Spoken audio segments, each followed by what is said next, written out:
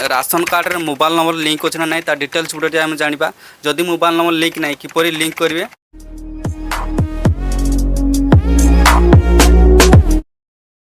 Search बक्स click करिए। Click कर साला पर फूड ओडिशा टाइप कर साला पर एंटर ऊपर क्लिक कर foododsha.nic से लिंक रे क्लिक करिवे। देन तळको स्क्रॉल करिवे।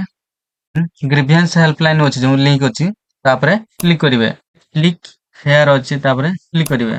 Do you have ration card yes ऊपर क्लिक करिवे। क्लिक कर साला पर एटी राशन कार्ड नंबर टी एटी टाइप कर देबे। मैं टाइप कर दोछि। टाइप कर साला पर देन चेक अछि जो तापरे क्लिक करिवे। देन आपन एटी मोबाइल नंबर टी शो करिवे। आसी एटी आपन मोबाइल नंबर टी एटी चेक करि परिवे। जदि आपन मोबाइल नंबर टी लिंक नाही देन आपन कोन करिवे आपन को ब्लॉक रे जे कि एमआई ऑफिस रे कि आपन मोबाइल नंबर टी लिंक करि परिवे। देन लिंक हे साला पर आसी कि एई वेबसाइट रे आसी कि चेक करि परिवे आपन को मोबाइल नंबर लिंक हैला ना नाही।